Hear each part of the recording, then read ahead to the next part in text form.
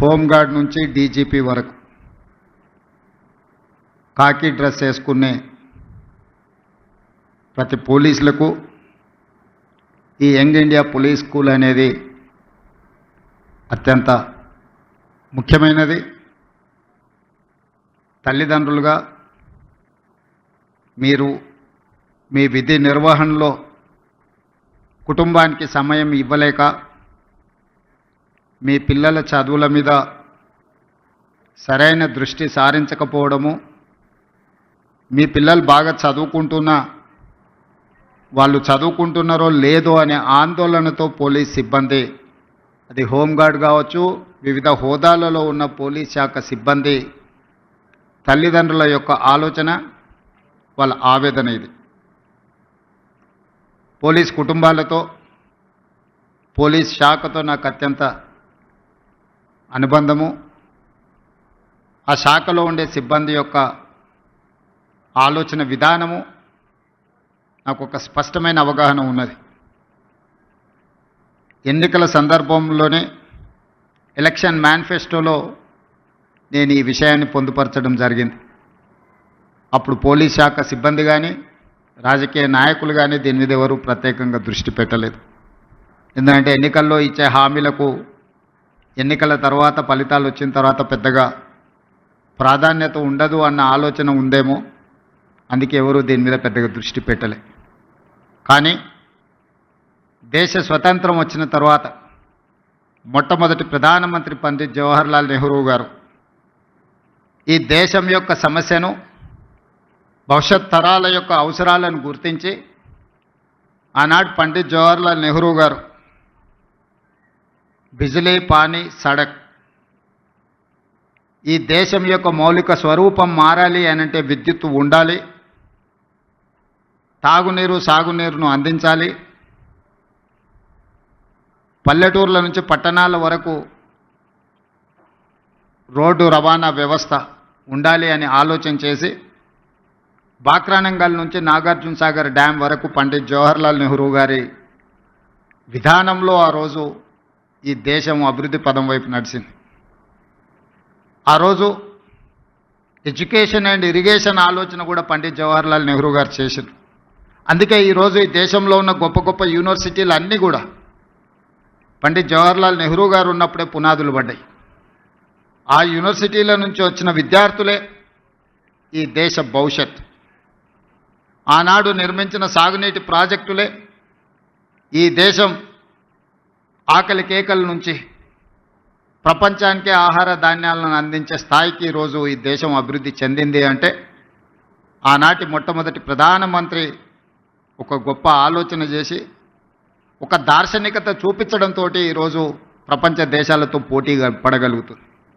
ఆ తర్వాత శ్రీమతి ఇందిరాగాంధీ గారు దళితులు, గిరిజనులు, ఆదివాసీలు, బలహీన వర్గాల యొక్క ఆకలి కేకలను, ఆలోచనను చూసి రోటీ కప్డా ఔర్ మకాన్ అనే స్లోగన్ తోటి ప్రజలకు రోటీ కప్డా ఔర్ మకాన్ అనే విధానాన్ని తీసుకొచ్చి పేదలకు సహాయాన్ని అందించారు. ఆ తర్వాత రాష్ట్రాలను తీసుకున్నప్పుడు ఈ మధ్యకాలంలో ఎక్కడికి వెళ్ళినా పాత్రికేయ మిత్రులు కానీ రాజకీయ విశ్లేషకులు ప్రతి ముఖ్యమంత్రికి ఒక బ్రాండ్ ఉన్నది, మీరు 16 నెలలైన ముఖ్యమంత్రి అయ్యి మీరు ఏ బ్రాండ్ క్రియేట్ చేసుకోలేకపోతున్నారు ఎందుకు అని ప్రశ్నిస్తున్నారు. నేను చాలా సందర్భాలలో నవ్వి వదిలేసిన, ఎందుకంటే ప్రశ్న అడిగేవాళ్ళు నేను ఏ బ్రాండ్ కోసం ప్రయత్నం చేస్తున్నో వాళ్ళ అవగాహన చేసుకునే పరిస్థితిలో లేరు అని. మొట్టమొదటిసారి 2 రూపాయలకు కిలో బియ్యం ఇచ్చిన ఎన్టీ రామారావు గారు పేదవాడు తెల్లన్నం తిన్నప్పుడల్లా వారిని గుర్తు చేసుకుంటాడు. ఐటీ కంపెనీలను, హైటెక్ సిటీని ఇవి చూసినప్పుడు చంద్రబాబు నాయుడు గారు గుర్తొస్తాడని చెప్తారు. అదేవిధంగా జలయజ్ఞం, వ్యవసాయాన్ని ప్రాధాన్యతగా తీసుకొని ఉచిత కరెంటు నుంచి సాగునీటి ప్రాజెక్టుల వరకు రైతుల సమస్యలను చర్చించినప్పుడు రైతు బాంధవుడుగా డాక్టర్ వైఎస్ రాజశేఖర రెడ్డి గారు గుర్తొస్తారు. సరే, ఇంకొంతమంది కొన్ని రకాలుగా కొన్ని బ్రాండ్స్ క్లెయిమ్ చేస్తూ ఉంటారు, ఉద్యమకారులమని, తెలంగాణ ప్రదాతలమని. వాళ్ళ గురించి నేను పెద్దగా చర్చించదలుచుకోలేదు. మరి మీరు ఏ బ్రాండ్ లేకుండానే అన్నోటీస్డ్ చీఫ్ మినిస్టర్గా మీరు రావడం పోవడం జరుగుతుందా అని చెప్పి విశ్లేషకులు శ్రేయోభిలాషులు అడుగుతున్నారు. నేను ఒక మాట చెప్పదలుచుకున్న ఈ వేదిక మీద నుంచి విశ్లేషకులకు, విమర్శకులకు, ఈ రాష్ట్రంలో ఉండే ప్రజలకి, young India is my brand. I wanted to create an brand that is called young India. 1000 సంవత్సరాల చరిత్ర కలిగిన మానవుల కోసం దేశాలు, సరిహద్దులు అనేటివి కృత్రిమంగా మనం సృష్టించుకున్నవే. ఒకప్పుడు రాజ్యాలు ఉన్నప్పుడు బలవంతుడైన రాజు ఆక్రమించుకుంటూ పోతే పెద్ద పెద్ద రాజ్యాలు ఉండేటివి. మళ్ళీ సామంతులు స్వతంత్రం ప్రకటించుకుంటే అవి చిన్న రాజ్యాలుగా మారినాయి. రాజ్యాల సరిహద్దులు మనం సృష్టించుకునే. ఈరోజు వీసా విధానం ఒకప్పుడు పాకిస్తాన్, ఆఫ్ఘనిస్తాన్ వరకు అఖండ్ భారత్. కానీ దేశ విభజన జరిగిన తర్వాత బంగ్లాదేశ్, పాకిస్తాన్, ఆఫ్ఘనిస్తాన్ రకరకాల దేశాలుగా ఈరోజు వీసాలు తీసుకొని మనం వెళ్తున్నాం. ఈ సరిహద్దులు అన్నీ కూడా మనం కృత్రిమంగా సృష్టించుకున్న సరిహద్దులే, మానవులు తయారు చేసుకున్న సరిహద్దులు. కానీ వీళ్ళందరికీ అవసరమైన అవసరాలు ఏమి? వీటి మీద ప్రత్యేకమైన దృష్టి పెట్టాల్సిన అవసరం పాలకుల మీద ఉన్నది. అది రాజ్యాలు కావచ్చు, స్వతంత్ర భారతదేశం కావచ్చు. భారతదేశానికి స్వతంత్రం వచ్చి 75 సంవత్సరాలు పూర్తి చేసుకున్నామంటే this is one of the youngest country in the world. స్వతంత్ర భారతదేశంగా 75 సంవత్సరాలు అనేది చాలా చిన్నది. మనం పురాణాలను విన్నప్పుడు, చరిత్రలు చదివినప్పుడు 1000 సంవత్సరాల చరిత్ర గురించి మాట్లాడుకుంటున్నాం, చర్చించుకుంటున్నాం. 1000 సంవత్సరాల చరిత్రలో 75 సంవత్సరాలు అనేది ఒక చిన్న ప్రయాణం మాత్రమే. ఈ చిన్న ప్రయాణంలో ఎంతోమంది ప్రధానమంత్రులు, ముఖ్యమంత్రులు, మంత్రులు రకరకాలుగా వచ్చిండ్రు. కానీ కొద్దిమంది మాత్రమే చరిత్రలో నిలబడ్డారు. ఆ కొద్దిమంది చరిత్రలో తీసుకున్న నిర్ణయాలు చరిత్రనే మలుపు తిప్పే విధంగా రాష్ట్రాలు, దేశాలు అభివృద్ధి పదం వైపు నడిచినాయి. క్లోజ్డ్ ఎకానమీ నుంచి open economy, liberalisation, privatisation, globalisation. ఆనాడు మన బిడ్డ పివి నరసింహారావు గారు, తెలంగాణ బిడ్డ, ఈ దేశానికే దార్శనికుడుగా మారి ప్రపంచానికే పోటీ పడే దేశంగా తీర్చిదిద్దినవాడు పివి నరసింహారావు గారు. ఈరోజు దేశంలో ఎవరికి ఇష్టం ఉన్నా లేకపోయినా, వారికి నచ్చినా నచ్చకపోయినా పివి నరసింహారావు గారి పేరు తీసుకోకుండా లిబరలైజేషన్, ప్రైవేటైజేషన్, గ్లోబలైజేషన్, ప్రపంచ దేశాలతో భారతదేశం పోటీ పడుతున్న విషయాన్ని ప్రస్తావించలేరు. అది వారి యొక్క విజ్ఞత.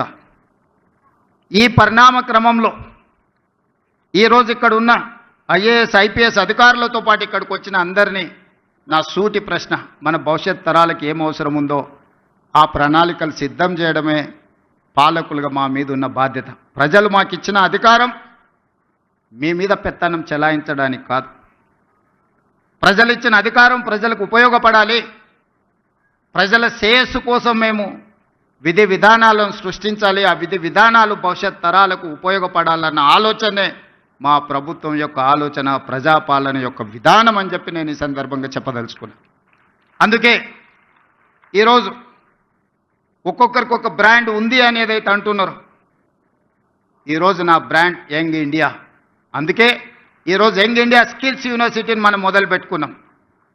యంగ్ ఇండియా స్పోర్ట్స్ యూనివర్సిటీని మనం మొదలు పెట్టుకుంటున్నాం. యంగ్ ఇండియా స్పోర్ట్స్ అకాడమీని మనం మొదలు పెట్టుకుంటున్నాం. నేను సౌత్ కొరియా విజిట్ చేసిన ఈ మధ్యకాలంలో మా మిత్రుడు శ్రీధర్ బాబు గారితో. హార్డ్లీ ఆ దేశం యొక్క జనాభా 10 to 12 మిలియన్స్. అంటే ఒక మన హైదరాబాద్లో ఎంత జనాభా ఉన్నారో ఆ దేశం మొత్తం జనాభా 1,20,00,000 మంది. కానీ ఒలింపిక్స్లో 32 మెడల్స్ వచ్చినాయి వాళ్ళకు. భారతదేశానికి గోల్డ్ మెడల్ గుండు 0. 140 కోట్ల జనాభా ఉన్న భారతదేశం ఒలింపిక్స్లో ఒక గోల్డ్ మెడల్ కూడా తేలేదు అని అంటే ఈ దేశం నిజంగా నిశ్చితంగా ఆలోచన చేయాల్సిన అవసరం ఉన్నదా లేదా ఈరోజు పాలకులు ఆలోచన చేయాలి. ఒక చిన్న దేశం.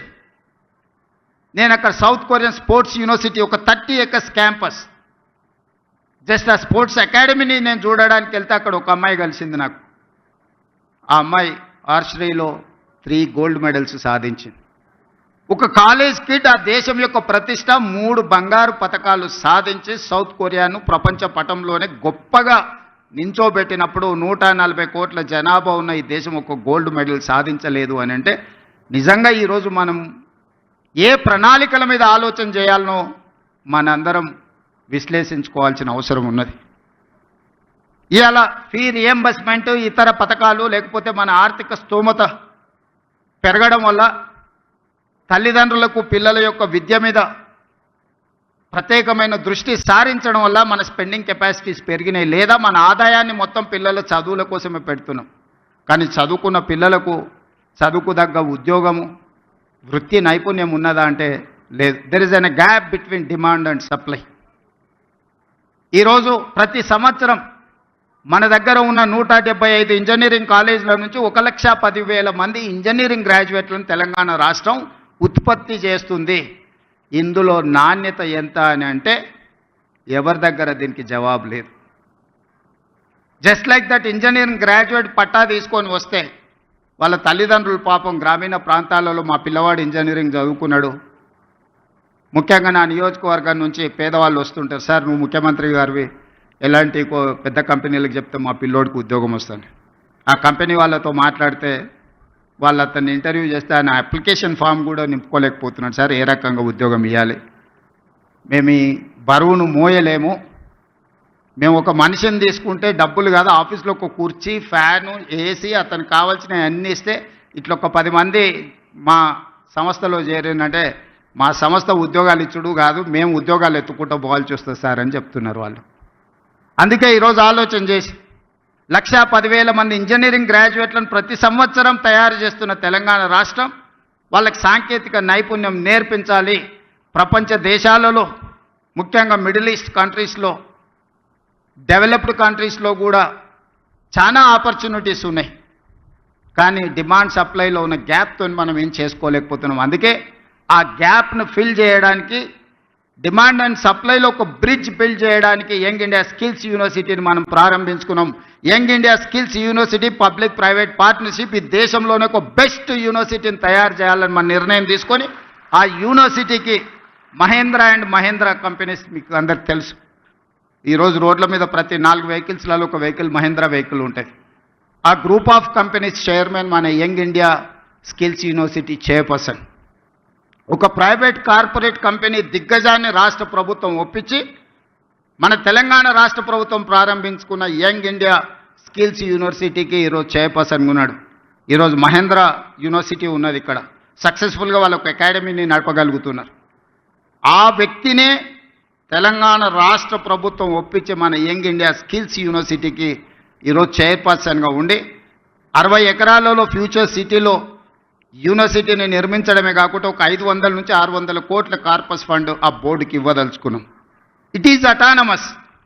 వాళ్ళు ఏ రూపాయికి కూడా రాష్ట్ర ప్రభుత్వం దగ్గరికి రావాల్సిన పని లేదు. ఆ బోర్డులో ఉన్న డైరెక్టర్లు ఈరోజు ఈ రాష్ట్రంలో ఈ దేశంలో ఇంక్లూడింగ్ వేదిక మీద ఉన్న పార్లమెంట్ సభ్యులు అపోలో హాస్పిటల్స్ గ్రూప్ విశ్వేశ్వరరెడ్డి గారి ఫ్యామిలీ కూడా one of the board director in that young India skills university.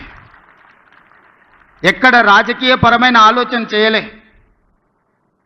దిగ్గజాలుగా రాణించిన వాళ్ళని బోర్డ్ ఆఫ్ డైరెక్టర్స్గా తీసుకున్నాం. రెడ్డి ల్యాబ్స్ కావచ్చు, అరబిందో కావచ్చు, ఇట్లాంటి కార్పొరేట్ కంపెనీలు సక్సెస్ స్టోరీ ఉన్నోళ్ళు మన young India skills university board of డైరెక్టర్స్గా ఉన్నారు. ఆ బోర్డ్ ఆఫ్ డైరెక్టర్స్కి చైర్పర్సన్గా ఆనంద్ మహేంద్ర ఉన్నాడు. ఈరోజు అదొక సక్సెస్ స్టోరీ కింద ప్రపంచానికే ఒక ఆదర్శంగా స్కిల్ డెవలప్మెంట్లో మనం ఇంతకుముందు స్కిల్స్లో మీకు డిప్లొమా ఉంది, సర్టిఫికెట్ కోర్స్ ఉంది, కానీ డిగ్రీ లేదు. ఇప్పుడు మన యూనివర్సిటీ నుంచే డిగ్రీ ఇస్తున్నాం. ఎందుకంటే వాళ్ళు ఫ్యూచర్లో వాళ్ళు మాస్టర్స్ చదవాలంటే డిగ్రీ సర్టిఫికెట్ లేకపోతే వాళ్ళు ఫర్దర్గా చదవలేరు. అందుకే ఆలోచన చేసి ఆ యంగ్ ఇండియా స్కిల్స్ యూనివర్సిటీలో చదువుకున్న వాళ్ళకు 4 years కోర్స్ కంప్లీట్ చేస్తే వాళ్ళకు డిగ్రీ సర్టిఫికెట్ ఇచ్చి ఇతర దేశాలలో మాస్టర్స్ చదువుకోవడానికి వాళ్ళకు అవకాశం కల్పించినాం. థియరీనే కాకుండా 50% ఆఫ్ ద అకాడమిక్ టైంలో ప్రాక్టికల్స్ ఆయా కార్పొరేట్ కంపెనీలే డైరెక్ట్గా తీసుకొని వాళ్ళ కంపెనీలలో వాళ్ళకి ట్రైనింగ్ ఇచ్చి డైరెక్ట్ రిక్రూట్మెంట్. ఈరోజు స్కిల్స్ యూనివర్సిటీలో శిక్షణ పొందే వాళ్ళను డైరెక్ట్గా ముందుగానే కార్పొరేట్ కంపెనీలు వాళ్ళ దాంట్లో అబ్జర్వ్ చేసుకుంటున్నారు. సో ఈ మధ్య ఫస్ట్ బ్యాచ్ తీసుకున్నారు, అందరికి ఉద్యోగాలు వచ్చినాయి. అందరికి ఎంతమంది చేరారో 100% యంగ్ ఇండియా స్కిల్స్ యూనివర్సిటీలో జాయిన్ అయిన ప్రతి యువకుడికి యువతికి ఈరోజు ఉద్యోగ భద్రత ఉన్నది. వాళ్ళకి సిలబస్ నుంచి శిక్షణ వరకు ఆ కార్పొరేట్ కంపెనీలే బాధ్యత తీసుకున్నాయి. ఉద్యోగ భద్రతను ఆ కార్పొరేట్ కంపెనీలే కల్పిస్తున్నాయి. అదే కాకుండా ఈరోజు యంగ్ ఇండియా స్పోర్ట్స్ యూనివర్సిటీని కూడా మనం as a policy we have taken a decision. ఇప్పుడు ఆ young India sports university sports అకాడమీకి కూడా ఈ దేశంలో ఉండే పెద్ద కార్పొరేట్ కంపెనీలు అందరినీ చేసి పెద్ద కంపెనీల యజమానులే ముందుకు వచ్చారు ఆ బోర్డుకి లేకపోతే ఆ యూనివర్సిటీకి చైర్పర్సన్కి ఉంటామని. ఇప్పుడు ఆ పోటీ పడే వాళ్ళ దగ్గరలో కొంతమందిని షార్ట్ లిస్ట్ చేసి ఈరోజు మనం తీసుకోవాలనుకుంటున్నాం. ఇదే కాదు, ఈరోజు ఎస్సీ ఎస్టీ బీసీ మైనారిటీలకు రెసిడెన్షియల్ స్కూల్స్ పెట్టిన మేము చెప్పినాం. కానీ ఏ స్కూల్కి కానీ ఎక్కడ కనీస వసతులు కూడా లేవు. చిన్న చిన్న పౌల్ట్రీ ఫామ్లలోనో లేకపోతే 4 రూముల్లో 2000 మంది స్టూడెంట్స్ని ఉంచే పరిస్థితి. 4 బాత్రూమ్లు ఉంటే 2000 మంది పిల్లలు ఉన్నారు. ఒక్క బాత్రూమ్ ఉంటే 1000 మంది ఆడపిల్లలు ఉన్నారు. ఇట్లాంటి పరిస్థితుల్లో మన దగ్గర ప్రారంభించిన SC ST BC minority residential schools ఏవైతే ఉన్నాయో వాటన్నిటిని కూడా నిశితంగా గమనించి young India integrated residential schools అని ఒక 25 ఎకర్స్ క్యాంపస్ విత్ 200 crores డెవలప్మెంట్తోని మొన్ననే 58 స్కూళ్ళకు పర్మిషన్ ఇచ్చిన ప్రతి నియోజకవర్గంలో ఒక young India integrated residential schools where they can study more than 2500 students in one campus. SC ST BC minority and other స్టూడెంట్స్ని ఒక కార్పొరేట్ స్కూళ్ళతో కార్పొరేట్ కాలేజీలతో ఒక యూనివర్సిటీతో పోటీ పడే విధంగా 25 ఎకరాలల్లో ఇన్ఫ్రాస్ట్రక్చర్ కోసం ఈచ్ స్కూల్కి 200 crores మొన్ననే 11,500 crores మొన్న బడ్జెట్లో ఫండ్స్ రిలీజ్ చేసిన. ఎందుకంటే ఈ దేశం భవిష్యత్తు తరగతి గదుల్లో ఉన్నది. తొందరలోనే నిన్న బేసిక్ ఎడ్యుకేషన్లోనే గవర్నమెంట్ విధానంలో ఒక చిన్న అస్పష్టత ఉన్నదని నాకు అనిపించింది. నిన్న మన ఎక్స్పర్ట్స్తోని ఎడ్యుకేషన్ కమిషన్తోని జయప్రకాష్ నారాయణ లాంటి వాళ్ళతో చాలామందితో నేను చర్చలు చేసిన. ప్రైవేట్ స్కూల్కి గవర్నమెంట్ స్కూల్కి ఉన్న తేడా ఏంది? ఈ దేశంలో ఈ రాష్ట్రంలో 29,500 గవర్నమెంట్ స్కూల్స్ ఉంటే 18,50,000 మంది స్టూడెంట్స్ ఉన్నారు. కానీ ప్రైవేట్లో 11,500 స్కూల్స్ ఉంటే 36 లక్షల మంది స్టూడెంట్స్ ఉన్నారు. కానీ టీచర్స్ ఎడ్యుకేషన్ క్వాలిఫికేషన్ చూపిస్తే గవర్నమెంట్ స్కూల్స్లో ఉన్న వాళ్ళు far better, highest qualification in the గవర్నమెంట్లో ఉన్న వాళ్ళకి ఎంఏ పీజీలు పిహెచ్డీలు చేసిన వాళ్ళు ఉన్నారు, ఎంఏ బిఎడ్ చేసిన వాళ్ళు ఉన్నారు. వేరాజ్ in private schools hardly graduates ఉంటే కూడా ఎక్కువగా ఉన్నది. కానీ 11,500 ప్రైవేట్ స్కూళ్ళల్లో చదువుకుంటున్న విద్యార్థులు 36 లక్షల మంది అయితే 29,500 స్కూల్స్ ఉన్న గవర్నమెంట్లో చదువుకుంటున్నది 18.5 లక్షల మంది విద్యార్థులే చదువుకుంటున్నారు. మన విద్యా విధానంలో లోపం ఎక్కడుందని నేను ఆలోచన చేస్తే 5 years కంప్లీట్ అయిన వాళ్ళనే ఫస్ట్ క్లాస్లో స్కూల్కు పంపాలని గవర్నమెంట్ స్కూల్స్ డెసిషన్ తీసుకుని, whereas in private schools nursery UKG LKG 3 years complete అయినప్పుడే 3+కి నర్సరీ, 4+కి యూకేజీ, 5+కి ఎల్కేజీ, ఆ తర్వాత ఫస్ట్ క్లాస్ నుంచి. సో ఇనీషియల్గానే తల్లిదండ్రులు వాళ్ళ పిల్లల్ని ప్రైవేట్ స్కూల్కి పంపించిన తర్వాత ఫస్ట్ క్లాస్కి మళ్ళీ తీసుకొచ్చి గవర్నమెంట్ స్కూల్లో చేర్పించే విధానమే మనం మొత్తం దెబ్బతినిపోయినాము. అందుకే ఈరోజు ఆలోచన చేసినాం, బేసిక్స్లోనే ప్రభుత్వము విద్యార్థులను చేర్చుకోకపోవడం వల్ల 3 సంవత్సరాలు ప్రైవేట్ స్కూల్లో నర్సరీ యూకేజీ ఎల్కేజీకి పోయిన తర్వాత ఫస్ట్ క్లాస్కి మళ్ళీ గవర్నమెంట్ స్కూల్స్కి వచ్చే అవకాశం చాలా తక్కువ ఉంది. కాబట్టి దీనికి పరిష్కారం నర్సరీ యూకేజీ ఎల్కేజీ గవర్నమెంట్ ఆధ్వర్యంలో పెట్టుకొని ప్రైవేట్ పిల్లలకి ఎట్లయితే ట్రాన్స్పోర్ట్ ఫెసిలిటీ ఎట్లయితే ఇస్తున్నారో ఫ్రీ ఆఫ్ కాస్ట్ మనం ట్రాన్స్పోర్ట్ ఫెసిలిటీతో పాటు బ్రేక్ఫాస్ట్, లంచ్, ఈవినింగ్ స్నాక్స్ కూడా ఈ పిల్లలకి ఇచ్చి ఒక ప్లే స్కూల్ని రన్ చేయాలా. ప్రతి దగ్గర పేదోళ్ళు ఎవరైతే ఉన్నారో మారుమూల పల్లెల్లో తండాలలో ఉండే పిల్లలకు ఒక మంచి ఎడ్యుకేషన్ ఇవ్వాలి అని ఈ మధ్యలోనే నిర్ణయం తీసుకున్నాం. తొందరలోనే ఇప్పుడు ఫస్ట్ క్లాస్ నుంచి ఉండే విద్యా విధానాన్ని నర్సరీ, ఎల్కేజీ, యూకేజీ వీటన్నిటిని కూడా ఒక కంపోజిషన్ కింద తీసుకొని ఈ ప్రీ స్కూల్ని కూడా ఈరోజు మనం గవర్నమెంట్లో ప్రారంభించుకోవాలనుకుంటున్నాం. ఈరోజు ఈ పోలీస్ స్కూల్ కూడా చాలామంది మా army school, Sainik school, national defence academy నుంచి వచ్చినాం. రకరకాల బ్రాండింగ్ అంటే దేశ సేవలో ఉన్న దేశ రక్షణలో ఉన్న సిబ్బంది డిఫెన్స్ కానీ నేవీ కానీ ఆర్మీ కానీ వాళ్ళ స్కూల్స్ చాలా గొప్పగా చెప్పుకుంటున్నారు.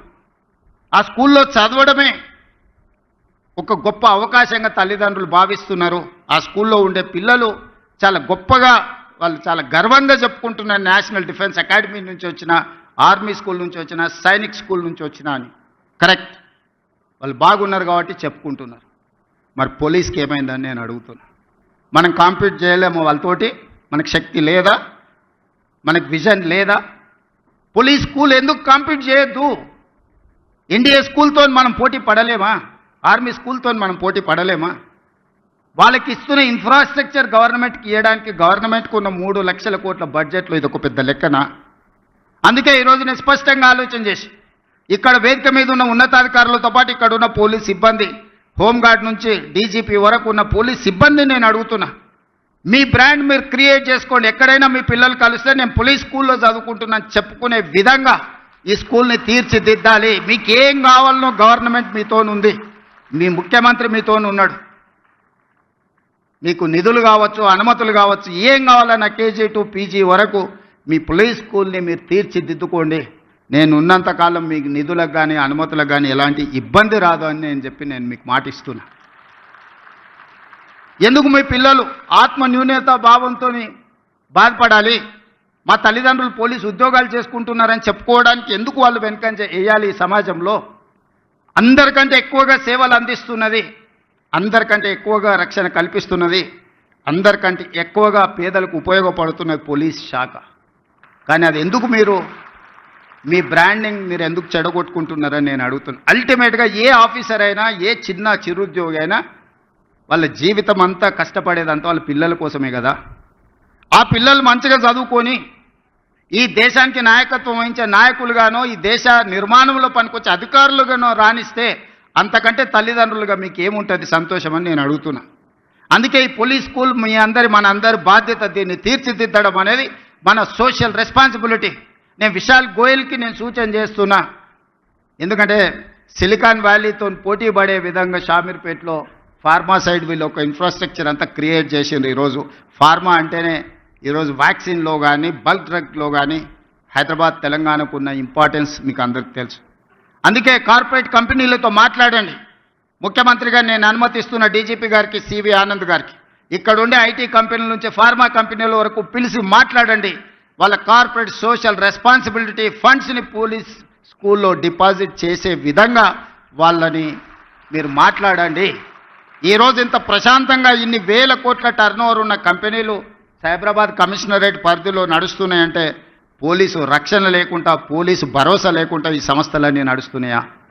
మరి వాళ్ళ కార్పొరేట్ సోషల్ రెస్పాన్సిబిలిటీ అంటే పోలీసు పిల్లల చదువులకు అవసరమైన సహాయం అందించడం వాళ్ళ బాధ్యత కాదా? అందుకే ఈరోజు ప్రభుత్వ పరంగా ఎవరితో మాట్లాడాలో నాకు చెప్పండి, ఎవరితో అయినా నేను మాట్లాడతాను. మీ ఇన్ఫ్రాస్ట్రక్చర్ కాకుండా ఒక 100 కోట్లు మీ కార్పస్ ఫండ్ క్రియేట్ చేసుకుని ప్రతి రూపాయి కోసం గవర్నమెంట్ వైపు చూడొద్దు. బోర్డ్ ఆఫ్ డైరెక్టర్స్ కూర్చొని 100 crores మీ దగ్గర ఉంటే అందులోకి వెళ్ళి ఎవ్రీ ఇయర్ మీరు అకాడమిక్ ఇయర్ ప్లాన్ చేసుకోండి. ఆ బడ్జెట్ల నుంచి ఎట్లా ఖర్చు పెట్టుకోవాలో మీరే సొంతంగా నిర్ణయం తీసుకోండి. కార్పస్ ఫండ్ క్రియేట్ చేయడానికి అవసరమైన అనుమతులు ఏం కావాలో నాకు చెప్పండి. ఆ అనుమతులన్నింటినీ ఇచ్చే బాధ్యత నాది. యంగ్ ఇండియా అనే title, I have not created this title. Mahatma Gandhi has created this title 1921 నుంచి 1931 వరకు 10 years స్వతంత్ర పోరాటంలో ఒక పత్రికను నడిపిండి. ఆ పత్రిక పేరు young India. That was the voice of India. ఈ భారతదేశం యొక్క ఆత్మ యంగ్ ఇండియాలో ఉంది. యంగ్ ఇండియా సృష్టికర్త మహాత్మా గాంధీ. ఆ స్పిరిట్ నుంచే, ఆ స్ఫూర్తి నుంచే ఈరోజు యంగ్ ఇండియా బ్రాండ్ తెలంగాణ రాష్ట్రంలో క్రియేట్ చేసుకున్నాం. అందరు ముఖ్యమంత్రులకు ఏవైనా వ్యవసాయం ఉండొచ్చు, సాగునీరు ఉండొచ్చు, భోజనం పెట్టి ఉండొచ్చు. My brand is education and employment. ఈ దేశ భవిష్యత్తే తరగతి గదుల్లో ఉందని సంపూర్ణంగా నేను నమ్ముతున్నా. ఈ తరగతి గదులను బలంగా నిర్మించినప్పుడే ఈ దేశ భవిష్యత్తు ఉజ్వలంగా ఉంటుంది. Health, education and employment is my brand. Young India is my brand. దీనికి అన్ని రకాలుగా మా ప్రభుత్వం మీకు సహకారాన్ని అందిస్తుంది. తక్కువ సమయంలో ఇంత మంచి క్యాంపస్ని క్రియేట్ చేసినందుకు అందరినీ మనస్ఫూర్తిగా అభినందిస్తూ పోలీస్ శాఖ సిబ్బందికి అందరికి సూచన చేస్తున్న మీ పిల్లల్ని ఇక్కడ చేర్పించండి. వీలైనంత మేరకు మీ పిల్లల్ని ఇక్కడ చదివించుకోవడం ద్వారా మీ పిల్లల భవిష్యత్తును తీర్చిదిద్దుకోండి. గోయింగ్ ఫార్వర్డ్ ఏ విధంగా వాళ్ళకి ఇంకా మెరుగైన వసతులు ఏర్పాటు చేయాలను అన్నిటినీ ఆలోచన చేద్దాం. ఎడ్యుకేషన్ విషయంలో ఏమాత్రం కాంప్రమైజ్ కాకండి, మనం నిర్మాణం చేసుకుందాం. పోలీస్ శాఖలో ఈ మధ్యలోనే క్రికెట్లో వరల్డ్ కప్ ఆడిన సిరాజుద్దీన్ ఈ has passed maybe 12th class. అన్ని ఎగ్జామిషన్స్ ఇచ్చి క్రికెట్లో రాణించినందుకు డిఎస్పీ క్యాడర్ పోస్ట్ మీ డిపార్ట్మెంట్లో ఇచ్చిన. బాక్సింగ్ ఛాంపియన్ నిఖత్ జరీన్, ఒక అమ్మాయి బాక్సింగ్ ఛాంపియన్ అయినందుకు ఆ అమ్మాయికి కూడా డిఎస్పీ ఉద్యోగం ఇచ్చినాం పోలీస్ శాఖలో.